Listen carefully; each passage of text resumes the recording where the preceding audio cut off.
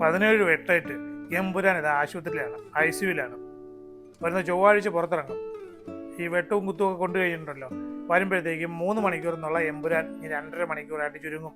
അതായത് അതിനകത്ത് ഇൻട്രസ്റ്റിംഗ് ആയിട്ടുള്ള ഭാഗങ്ങളൊക്കെ വെട്ടിക്കളഞ്ഞിരിക്കുന്നു. ആര്? രണ്ടാമത്തെ സെൻസർ ബോർഡ്. മനസ്സിലായില്ലേ? ഫിലിം സർട്ടിഫിക്കേഷന് വേണ്ടിയിട്ട് ഫിലിമിന് ഓരോ എയും യു ഒക്കെ കൊടുക്കാൻ വേണ്ടിയിട്ട് ഒരു സെൻസർ ബോർഡുണ്ട്. പക്ഷേ ആ സെൻസർ ബോർഡിനെ സെൻസർ ചെയ്യാനായിട്ട് പുതിയൊരു സെൻസർ ബോർഡ് ഉണ്ടാക്കിയിരിക്കുകയാണ്. എൻ്റെ ചെയർമാൻ ആരാന്നറിയോ? നമ്മുടെ പുതിയ BJP പ്രസിഡന്റ് രാജീവ് ചന്ദ്രശേഖർ. ഇവിടുത്തെ BJPക്കാരുടെയും RSSകാരുടെയും ഒക്കെ നിർബന്ധം കൊണ്ട് അദ്ദേഹം ഡൽഹിയിലോട്ട് വിളിച്ച് പറഞ്ഞ് അവിടുത്തെ സെൻസർ ബോർഡ് സെൻസർ ചെയ്ത് വിട്ട് സർട്ടിഫിക്കറ്റ് കൊടുത്ത സ്ഥാനത്തിന് വീണ്ടും സെൻസർ ചെയ്ത് കട്ട് ചെയ്യാൻ പോയിരിക്കുകയാണ്. ഇനി എനിക്ക് തോന്നുന്നു എല്ലാ മലയാള സിനിമയും ശ്രീ രാജീവ് ചന്ദ്രശേഖരൻ്റെ കാലൊക്കെ കൊണ്ട് വെക്കണം, അടിയൻ എന്ന് പറഞ്ഞ് നിൽക്കണം. എന്നിട്ട് അദ്ദേഹത്തിൻ്റെ സർട്ടിഫിക്കറ്റ് മേടിച്ചാലേ പ്രദർശിപ്പിക്കാൻ പറ്റുള്ളൂ. നമ്മൾ ഈ എന്തെല്ലാം കാണണം, എന്തെല്ലാം കേൾക്കണം.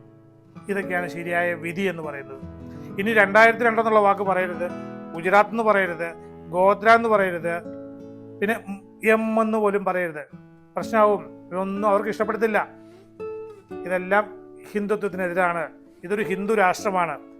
ഇനി ഇവിടെ ഹിന്ദുവിന് മാത്രമേ രക്ഷയുള്ളൂ. ബാക്കിയുള്ളവരൊക്കെ പെട്ടെന്ന് സ്ഥലം കാലിയാക്കാൻ നോക്ക്.